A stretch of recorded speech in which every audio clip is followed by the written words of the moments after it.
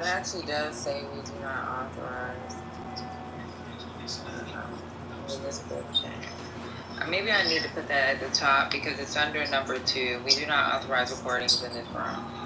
So. Or maybe y'all should get a YouTube page. That'll counter that, right? Omar's back. And waking it up. What some people don't want it to be recorded though, like that. Listen, Patty, First Lady of Mail, they deserve the funds. They should open up a YouTube page. They deserve it. Omar, listen. I'm talking buku money a month. First Lady, y'all deserve it. Listen to me. If I want to do that, I will do that on my own time and in my own thoughts to make it happen. But me changing something because somebody is doing something to me is crazy work for you to suggest that. No. Just think about what you're saying. Yeah, but I'm dealing with a crisis right now, and now you're trying to tell me how to fucking solution something. That's not a solution to this problem. You're adding to the problem. Because you're normalizing the cockroach. Listen to me. You about to take a flight. Because you're normalizing the bullshit. It is invasive for somebody who is supposedly blocked from spaces to be able to come into a clubhouse room and to stream them without their fucking permission. That's the point here. I'm not worried about no damn money. All y'all worry about is trying to chase the damn dollar. I ain't gotta chase money. Money chase me, motherfucker. I don't chase money.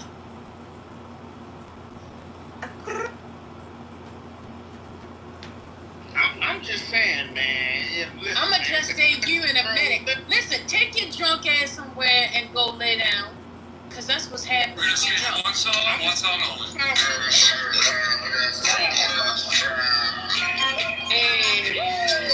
Hey. Ow. Hey. Woo.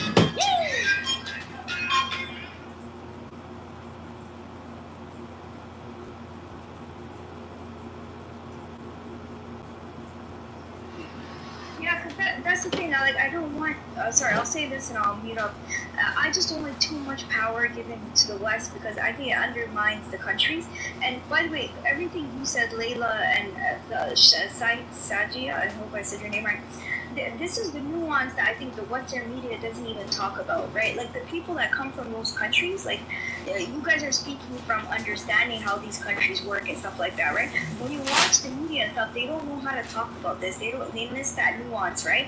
That there is a major war, right? You could argue there's a major war between Muslims versus Jews with Israel, right? But there's other conflicts going on, tribal or sectarian, like Shia and stuff. And I'm glad you mentioned that because those are all part of it. It's not about, I'm not saying this to take the blame off Israel, none of that. I'm just saying that all of these things are happening at the same time. And that's why I like talking to people on Clubhouse. Thank you.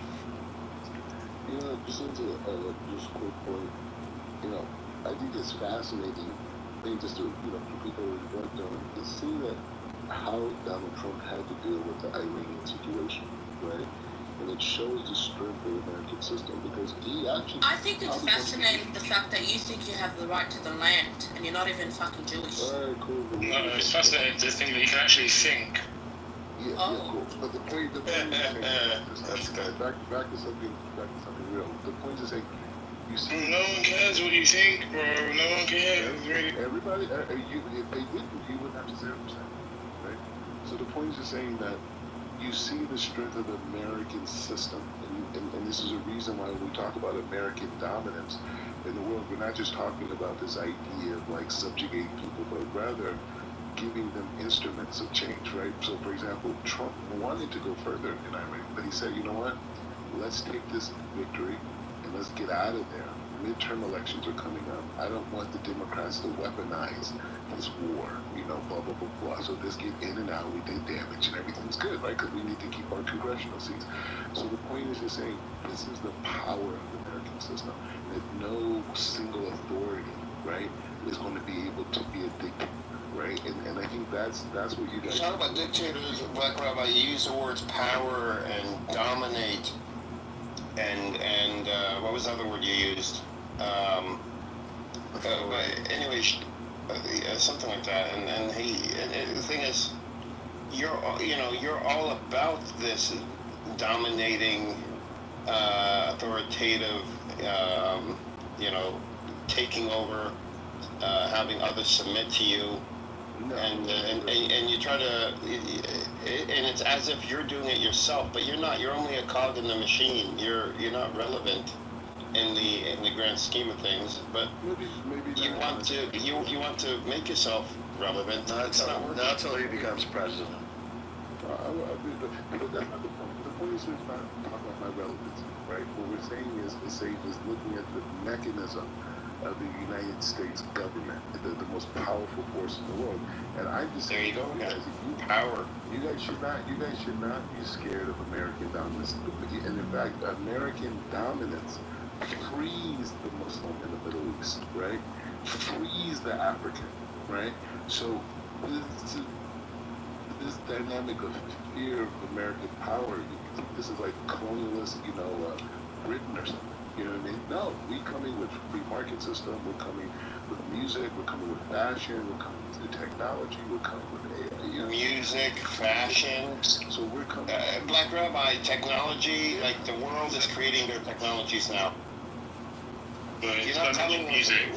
Although if this guy mentioned music, he definitely can't dance. He mentioned fashion, he can't dress. Come on, man. You can't dance. You can't dress. You like. Yeah, but you got to look at that. You have to think about that line. We're bringing music, we're bringing fashion. Now, if I'm saying it on TV, that American public understands that. See, you're laughing at it. But the people that I'm going to be talking to on television, they're going to understand that line. That's going to mean something. All right. We'll try it, test it out, see if it passes, and then come back and let us know. Here, let me give you an example. Right now, let me give you an example. Like in the I don't know what era it was, but if you notice, like rap, hip hop music, they never used lyrics like Louis Vuitton, Gucci, Versace. That was all a role for the like luxury branding to not go bankrupt. So if you notice, like all of a sudden, and all these rap songs have like these designer labels, and who the second richest man in the world is the gentleman who owns LVMH, Louis Vuitton, which is like a lot of brands under it. And so they do use branding and fashion to manipulate and to get these billionaires even richer. So and that's not even an American company, Black Rabbi. That's not even an American company. Yeah. Yeah, but that's a very important point, Howard. The beauty of the American system is we don't have to own everything. I mean, I know Trump's tariffs give that impression, but the fact that you're participating in consumerism, that's it. That's the war. Once you agree to consumerism, we have now your society. Speaking of consumerism, can you buy a new mic? That would be nice. And buy it from China. They make better quality mics than what you could find here in the U.S. But what are your thoughts back to Iran and America, like the whole funding purpose, right? So if you look at it after a week of bombing, I mean, obviously America is going to provide missiles and weapons and provide funding for the war, where China and Russia agreed with Iran. So do you think that was a threat, or do you think that plays a role or not? Is that a question towards me or someone else? Oh, just everybody in general, because I feel like anyone with a mic. You said Iran what again? Sorry, yeah. I was saying how when they came to an agreement, China and Russia, would support Iran, let's say if they went into war longer. But if you realize America will be providing nuclear weapons and all that stuff, they don't lose anything. If anything, it's the taxpayer monies, right? Or do you think it was a threat for the Trump administration when China and Russia agreed with Iran? What do you guys think? Trump would agree. I don't know if you heard in the middle, 6 months, a year ago, right? During this Ukraine war, whatever, a lot of people were saying is Trump is begging to Putin, the Russian leader. So I don't know. What do you guys? Edward, was it you or something? Remember we talked about this, right? About 3 months ago, 4 months ago, something. About Ukraine, Trump. Trump was like pretty much on his knees for a Russian leader, right? Yeah. Well, sir. Well, Trump foolishly made it a campaign promise that got him into the presidency, and then of course Russia, is maximizing that leverage, and so despite what the West says and the U.S. says how Russia is losing, if it's losing, why is Russia in Ukraine, not the other way around? And why is Russia not, and they are offering to sit down with Ukraine. I don't think Russia wants to give the win to Trump, is what the issue is. I don't think that they want Trump in the middle. They want to, they want to go through Ukraine directly. So it's, and keep in mind it was the U.S. that stopped the ceasefire agreement between the two countries in 2022, along with Germany. They were sitting down. Russia gave them a great offer. They kept some of one of the provinces at their border that is Russian, basically, and as long as it didn't join NATO, there would be no war. They would stop the war. And Zelensky initialed the ceasefire agreement. It's like hundreds of pages long. Permanent agreement, by the way. And you initial it, and then you sign the whole thing. Before he signed it, the U.S. and Germans got involved and told him, no, we'll give you all the weapons, all the money, everything you need to go to war with Russia. And it was just to keep Russia busy. It was just to keep them busy, because Russia is aligned with China, and so but that's nearing its end. There's no more fight in that war left.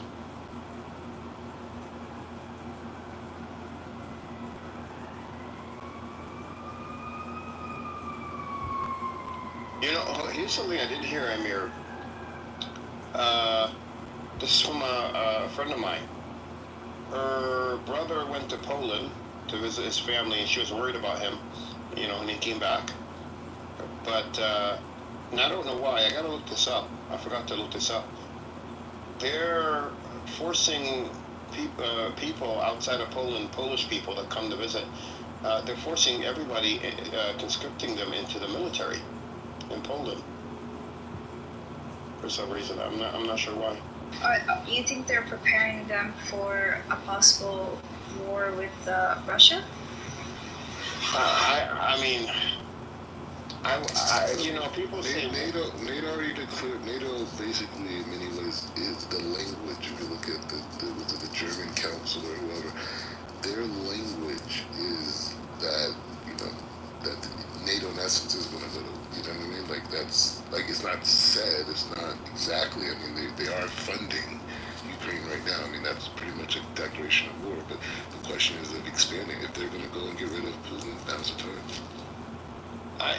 It's easy to say this country is going to go to war with this country. A is going to go to war with B, but Poland is a large, fairly developed country, and they have to weigh the risk. Do they want their infrastructure destroyed? Because if it's destroyed, there's nobody out there that's going to help them rebuild. Like, unlike Israel, they don't have an American backer. They don't have an infinite amount of money to pour into their country. So I don't think they'll go to war. Of American money. Poland is developed. I wouldn't say fairly developed. It's a developed country. I think that's like 3 cities in Poland. It's very developed. Yeah, I said, fair. I didn't say fully developed. No, it is. It's like it's equivalent to the. Yeah, seriously. Yeah. Oh, okay. Well, there you go. A fully developed country. The more developed you are as a nation, and of course, depending on your size, I mean, it's a fairly large country. the more you have to lose. I mean, it would just, you don't even have to, Poland, like you don't have to beat Poland. You could just, you just destroy enough of their, infrastructure. You destroy their economy. You destroy Poland. That's just for any country. So it's not that easy that, oh, this country will go to war with that country. Even if you win, you could still be destroyed. No, but I agree with you. But what I'm saying now is just like it's a massive consolidation of power and interests, right? So just say like what and this is a sad thing. It's like you guys talk about Iran and you guys are defending them. It's like this is crazy. But the reality is, it's like everybody wants peace, right? All that Gulf states. No, we just defend any country that attacks Israel. Yeah, that's it. Yeah, fuck Israel. Right? So Israel's definition of peace is firing at Iran first. That makes sense. No. Well, when it came to Gaza before this war here, to warn people that they're going to bomb a building, apartment building. Hold on a sec. Hold on, Teddy. To warn them before they drop the big bomb, they would drop a small bomb on the building. I'm not even joking. And they call that's the warning. That's the warning bomb for people to leave the building before they drop the big bomb on the building. And so if everybody leaves the building, then why are you bombing the building to begin with? But anyways, I mean, I just found that to be very interesting. They called it the knocker. The point is saying the Gulf states all want peace, right? Jordan. It would happen without Israel. Jordan, Egypt, Syria, Israel. Everybody wants to unify. The only people not unify. They don't want to be one nation. What are you talking about? Israel's like that, but that kid in the playground is not welcome in any circle. No, he's like that. He's like that dirty old uncle that no, but like, those people like will do anything to be friends with a group of popular kids, right? That's what Israel's like. That's fine. I don't have a problem with that analogy. But the point I'm saying is still, Syria and Israel are in communication every day. They're normalizing. It's happening. Two, Jordan and Egypt are already partners, right? Already partners, right? And then now you have the people like Qatar who have generally been anti, right? They're joining the party with the UAE and Bahrain, Saudi. They're joining that party. We're going to have a Middle East that's completely unified. We have to get rid of it. You're forgetting something, Black Rabbi. Saudi Arabia is not going to join until there is a solution for the Palestinians to have their own. It's BS. It's BS. It's you. I don't know. And this is where your peace theory. I know that. This is where your peace theory falls apart. Because you're fine with peace with other people, but you're fine with massacring human beings, and so there's no peace with you. You see how you take. You see how you take my position. Yes, he's definitely. Black Rabbi, your mentality, it's the same as Hitler, right? Let's have peace in the country. Let's wipe them all out, and then we'll have peace. I wanna point out with Edwards. And it's not BS either, because this is what Saudi Arabia's position has been for 2 years now. Yeah, but they're doing business with everybody. It's working, okay? But I'm saying no, they're not joining the Abraham Accords until and Trump even said this the other day. They don't need. And Netanyahu said this the other day. Yeah, everybody knows this, but you don't know this? That's talk. It's talk. It's just talk. No, you have wishful thinking. See, you don't want the Palestinians to have their own, and you have this wishful thinking that we're not going to get. Why do I have anything against the Palestinians? Why are you saying that? Because you're evil. Why you're sick? So I'm evil. You don't, of course, you don't think I think you're decent. Of course I think of course. Okay, but this is the root of your argument, and this is how people need to be educated about this argument. You take the fact that I said that Palestinians, there's going to be no state created whatsoever. Everyone knows that, right? But they have to say these things because of the political climate. Everyone knows that. The actions prove it, everything, right? So the point is saying, so you take that position, and now you say you hate Palestinians, you want them to be murdered, and this whole thing, and that is the intellectual dishonesty, and that's the Black Rabbi. Is this the first time you've been in this room? Wait. That's the emotional weaponization that you guys use around this cause. And anybody, oh, you're a baby killer. You're a baby killer. Our baby's not being killed? No, but this is the point. So the dynamic is saying that you guys weaponize emotions, and you've used it. You weaponize weapons. So, fine, but the American people need to understand these arguments. That's my only point. They could decide what they understand. That's why they're not with Israel anymore. No, they don't understand. I have to educate them. And okay, go do it right now. Leave us alone. Calm down. The point is saying you guys use emotional weaponization to control people around your cause. It's a form of intellectual terrorism. We don't have intellectual terrorism. We don't have to control emotions. We don't have to control emotions, Black Rabbi. We don't have to control anything. Actually, all people have to do is turn on social media and look at the videos. That's part of the brainwashing. That's part of the brainwashing. No, that's part of the brainwashing. We didn't put the videos up there. Can I the Israelis did. The IDF did. Edward, can I ask a question, right? Oh, go ahead. There's a movement within the MAGA, right, that doesn't like war right now, right? So let me ask you a question, right? Just pretend, I don't know where you're from, but just pretend you're American right now. Would you want Trump to put you? Okay, would you want Trump to put you into a war? No, hell no. No. Hold on. No, we're $35 trillion Maxie in Edward, debt. please. We're $35 trillion in debt. Right, okay. Forget the debt aside, right? Would you want to go into war that Trump told you to go into with let's say another country that could be less powerful than you? It's a simple question. You wouldn't want that, right? No. Okay, so let me ask you a question, right? Prior to October 7th, right, there was mass protests against Hamas, right? So let me ask you a question. Is it fair that Hamas forced the Palestinian people into a genocide conflict that they knew they probably likely wouldn't have won? Do you think that was fair to them? I'm asking him a question. No, we were already in a slow burn genocide to begin with.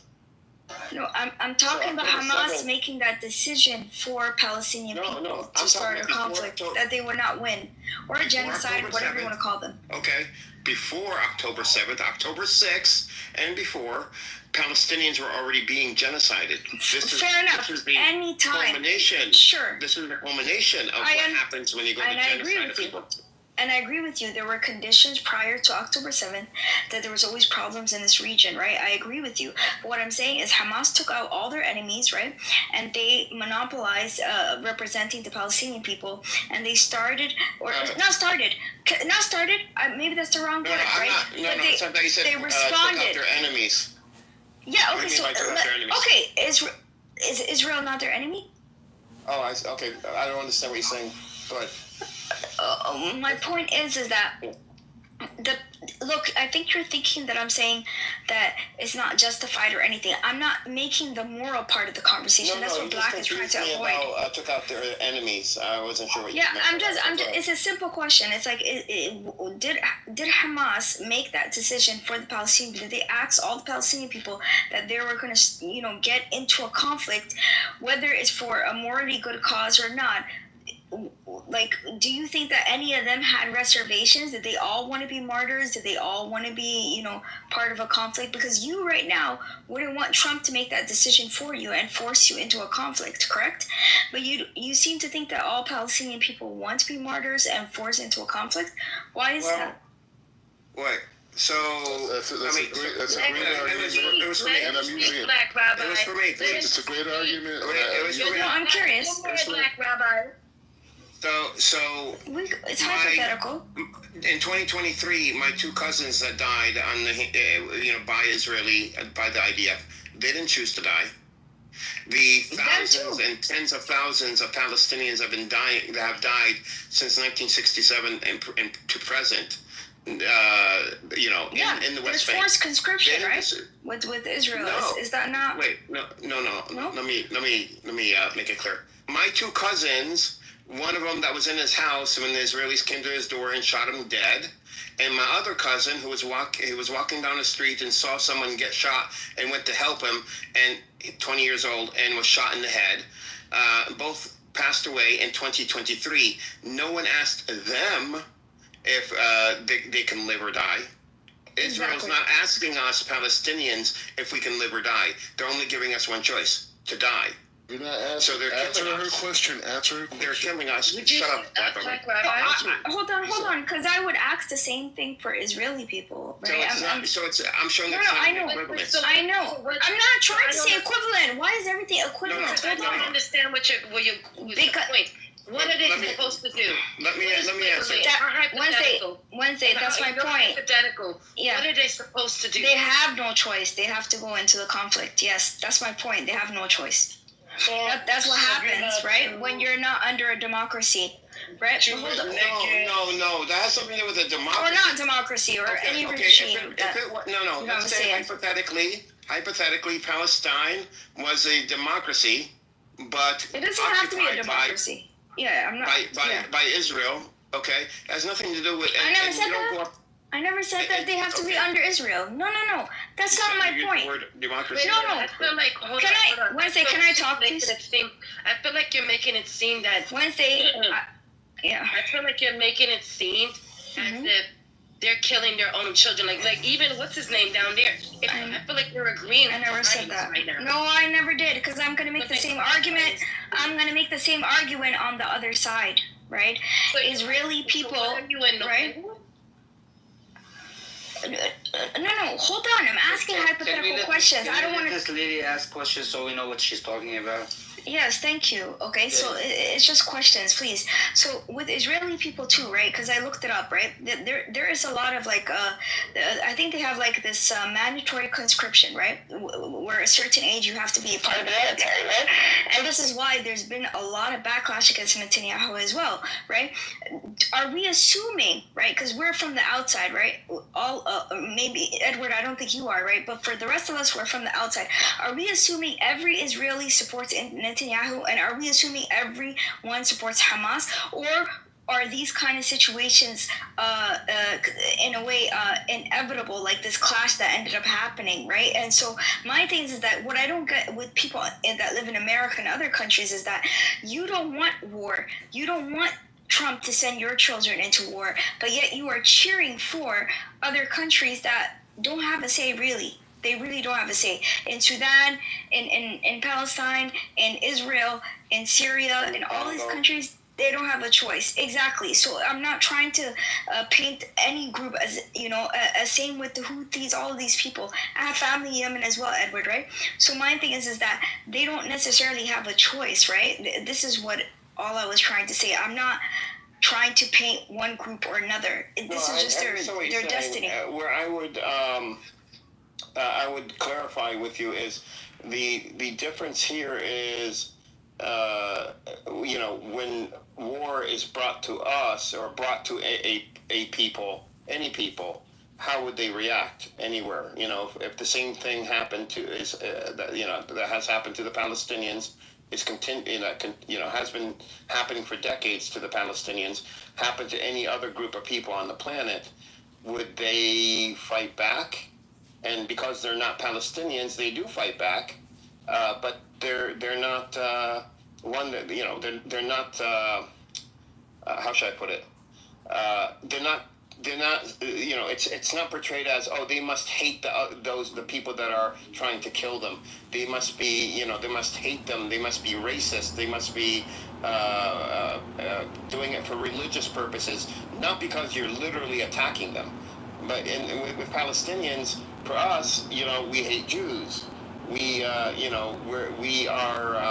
barbarians. We're savages. Every excuse under the sun, except literally the occupation and the people that are attacking us as a reason for us attacking back or being violent against them. And so that's what I want to clarify, that is a distinction. Unfortunately, it's a distinction, a double standard that the world places on Palestinians that is not placing on other people. We know why the Sudanese are fighting. it's not because they're racist and barbaric. We know that people are attacking them. We know that outsiders are involved, and no one questions it. Like, no one says that the Sudanese people are bad people for fighting back. No one says that, Edward, I mean, Afghanistan is a prime example. You have the British go 3 times, Russia and America. They never all went for strategy to win that war. Afghanistan had nothing to do with 9/11. I mean, that's a prime example of the generation I think all of us can relate to. And they didn't give up. They sat their puppets in the government. They fought, and they fought to the end. I mean, until 3 years ago, Afghanistan was under, a certain occupation. And now Afghanistan is like free from the evil, from the Zionists. You talk to the Taliban, they say, my fight wasn't with America or Russia.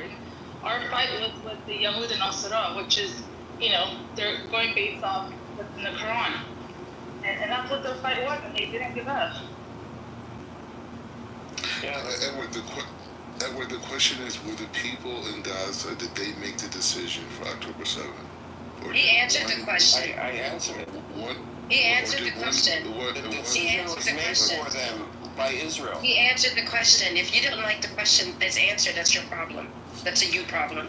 The decision was made by Israel and Hamas. I don't think it was right. No, Hamas is not one group. It's not one group. It is made up of at least 15 resistance forces that have come together to work under one banner for one purpose. It's not one group. Hold on. He answered the question. Yes, but no, hold on, Wednesday, right? Because I think the conversation now is shifted into whether it was a just war, right? I think that's what you're trying to say, right? Was it justified? You're making me lost. The way you think is making me lost. Because you're the type of person that waffles a lot. Okay, you waffle a lot. That's not my intention. Is it a just war that you don't want to be oppressed and suppressed? Hell yeah, it's a just war. Wednesday, let me ask you a question, right? Are there other oppressed people? What does that got to do with the price of tea in China? Yes, in the Congo there is. Yes, in Sudan there is. Yes, so if you were oppressed, you would go to war? You would go to war, right? If you're oppressed. Like people did. Hold on. Fair enough, Mike. When America won Puerto Rico after the Spanish-American War, Puerto Ricans resisted. They resisted to the bitter end. What is wrong with resisting? Do you have a problem with resisting? Do you think that everybody needs to just put the white flag and says, no? So we need to take it up. We're just having an intellectual discussion here, and you're getting this national problem. Yeah, I'm not trying to. I'm not trying to confuse you, or it's like I never made a moral argument. I didn't paint one group as bad or anything. I didn't say any of that, right? My group of people also resisted, right? So you know what I mean? So I'm not trying to paint Palestinian people. I think the problem is there's been so much coverage that anytime people talk about this, people automatically assume that you have this type of opinion. I'm Muslim. My people are painted as savages too, so I understand. Right. You know? What I don't understand is what your agenda is. No, my agenda is we understand what she's saying. No, he's not talking. Teddy, can I explain Wednesday what I mean? And I'll tell you what I mean. You have people in America. Oh my God, we have people in America, okay, who are anti-war, right? Who want to cheer on Palestinian people, right, or whatever. And for me, the reason it rubs me off the wrong way is because they make it seem as if people are enjoying this, or that they're like, and it's like, this is the fate that was like put on them. This was, what did Lincoln say? There's a time for war and there's time for peace, right? And my thing is that the people who are very anti-war in Trump, that group, they don't want war, but they want to cheer on other people. This is the times we're in, the modern times we're in, where we don't want to fight our wars, but we're willing to finance other people to fight our wars. And I think that's cowardly. I think it's cowardly. America has been doing that for a while. Yes, and that's the issue I have. I've always had more of an issue with America. I'll be honest, I'm biased. I have more of an issue with America. I have more of an issue with these rich countries who are using Ukraine, Palestine, and stuff as cannon fodders. That's my issue. That's my bias. Well, yeah, the reason why America is using Ukraine is because they want to destroy Russia. We know that Russia, and because Russia's an enemy to America, and they figured if they take out one, then the only thing they have to worry about is China, with Taiwan. Right, but do you see how you rationalize this without getting emotional and thinking? I could have, you know what I mean? Like, someone could have said, well, what do you think of Taiwanese people? They're not savage, And you're able to talk about it. I didn't understand why you asked. My problem was, if you would have to ask everybody else in the panel, I could have understood the hypothetical. But the fact that you asked Edward, who's a Palestinian himself, who has lost family members there. I didn't know that. That was what threw me off. Oh, I'm sorry. I honestly did not know that until he went into But this room is made to have a conversation with a Palestinian. I understood. I didn't assume everyone was Palestinian. I'm sorry if it was insensitive. No, it's I She want actually to thought it was American only, didn't she? She actually did. Yeah, because of my white voice, and I do want to make a point here, which does get me pissed off, because he said Yemen. Yemen is literally throwing, shooting missiles at Israel right now, and nobody's saying that the Yemenis people are anti-Semitic or hate Jews. Nobody's saying that. I haven't heard that. And Yemen got into this with Israel because to support the Palestinians. So Israel wasn't directly they weren't attacking Yemen, but Yemen decided to attack to support Palestinians, and nobody's even saying anything about them and saying that they're not. I think that they're anti-Semitic. I mean, there's Jews in Yemen, but nobody's saying anything about the Yemenis people hate Jewish people. No, I think they do.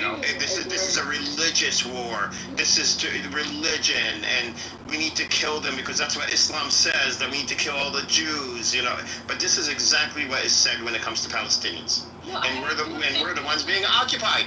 I think that the Yemenis, anyone who talks about what's happening in Gaza right now, they are getting this smoke from the Zionists. I don't think it's exclusively for Palestinians. I get your point, but it's not necessarily true because for me as someone who's not Palestinian, when I speak about that kind of stuff, I do get this whole you hate Jews and you're anti-Semite. I don't think that's fair to say, to be honest. In that respect, you're right.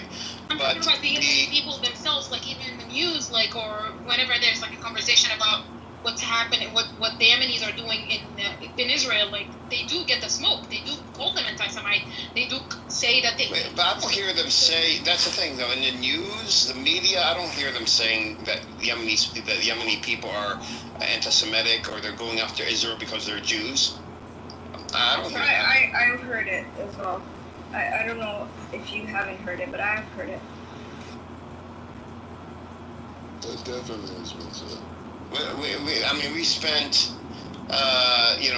Israel has spent decades convincing the world that the reason that we are attacking Israel is because we hate Jews, and it's just what we want to do, and we would rather kill a Jew. We love killing Jews more than our own children. I think that's Golda Meir who said that. And so we are, in the last decade or so, have started ongoing visibility, it being live with audio, values transparency, seeks to shape his public narrative more closely, targets a broader, younger audience through video platforms. So it's just like he's trying to train himself with our content, to hide behind our content. Because he could do all this without us, all of it.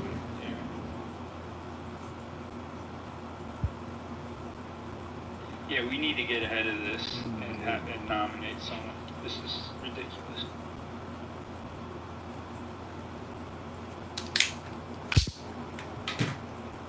It's just unacceptable. now. I mean, it's 21st century slavery. That's what it is. He's trying Okay, to- what are you talking about? I'm trying to figure out. He's trying to win. Who is he? This dude is running for office, John Kitover on Clubhouse. What office? Is it a federal office? Is he running for president? Like, what's the office? Nothing major, I believe. He's running for Congress. No. Hold on. He's a Congress. He's currently not serving in Congress. He's a Republican candidate running for the House of Representatives.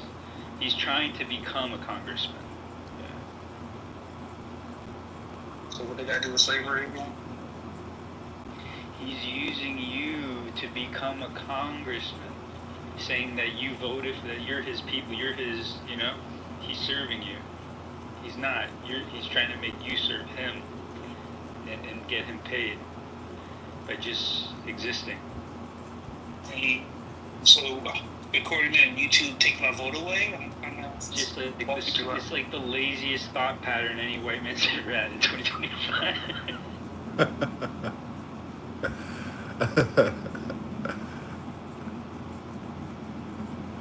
Well, Clubhouse is already, down here.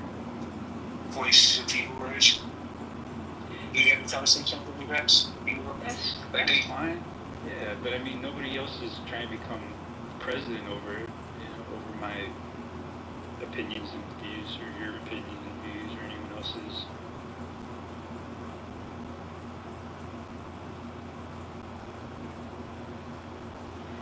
I'm very interested. Who's going to take up the reins for the Black Party? Didn't really screw that for a while, but I feel like that could come back. I'll look it up. Wait, what? The Black Party? The Black Party, remember? When, they used it for the longest. Remember the whole Vote or Die campaign? They used him, like, when his star was still rising. And, once it started fading, they got rid of him. But the Black Party is what he came up with because he got sick of being their, whipping boy. But that wasn't something he came up with. It was something they let him be the face of, and ended up blowing up in our face.